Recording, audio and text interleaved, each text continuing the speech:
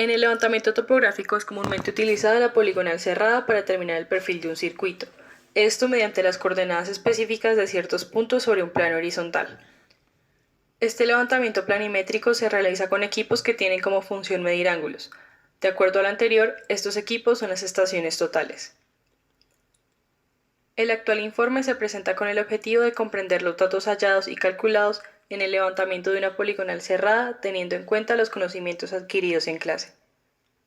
Por consiguiente, se deben encontrar las coordenadas norte, este y altura de los puntos de acuerdo al ángulo horizontal que separa los puntos ubicados en la poligonal estipulada.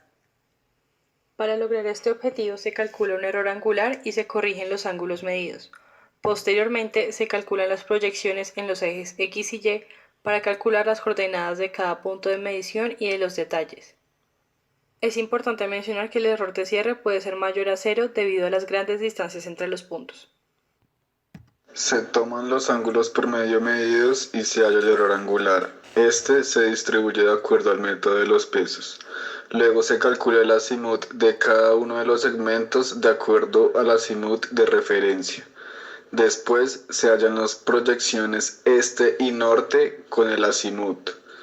Para corregir las proyecciones se halla el error de cierre lineal y la precisión relativa. Después de hacer las proyecciones corregidas, se pasa a calcular las coordenadas de acuerdo a la sumatoria desde la coordenada conocida.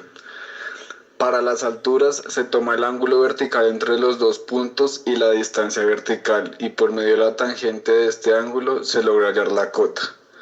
De la misma manera, para los detalles se hallan las coordenadas y las alturas.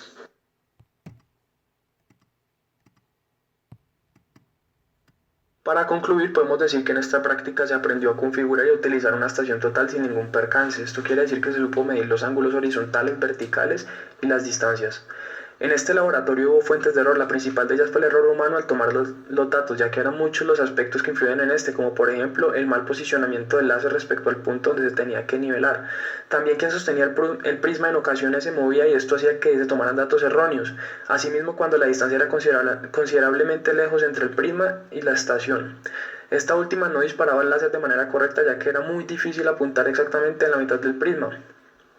Por otro lado, se puede decir que también hubo errores por la sensibilidad de la estación, ya que cuando se tomaba un ángulo cero era muy difícil que se mantuviera en el cero exacto.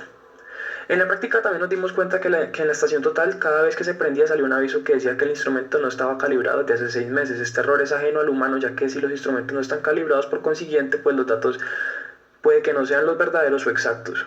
Como prueba de ello, tomamos esta foto.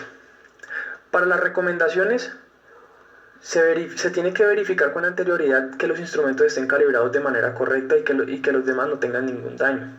Al nivelar el equipo se usa el trípode y los ojos de pollo integrados para hacer la nivelación manual primero y posteriormente se hace la nivelación digital que trae el instrumento. Al medir se verifica que no haya obstáculos que impidan la medición, que el prisma esté totalmente en el punto y que esté lo más quieto posible. Cuando se va a medir, asegurarse que ninguna persona esté cerca del equipo por lo menos en un radio de 3 metros. Medir tanto el face right y el face left mínimo 2 veces cada uno. Antes de disparar el equipo, asegurarse que se esté apuntando exactamente en la mitad del prisma si es posible. Al anotar los datos, verificar 2 veces que sí sean los valores correctos para evitar errores humanos. También es importante la paciencia, porque al usar equipos tan sensibles puede volverse irritante su nivelación y se empieza a tomar datos de manera rápida y que terminan llenos de errores. Una recomendación para mejorar este laboratorio es que los instrumentos que nos den estén calibrados y no tengan más problemas como el mostrado anteriormente. Por otro lado, que los monitores estén ayudando más a los grupos, ya que en casos un monitor se quedaba cuidando un solo grupo y los otros se quedaban sin ayuda.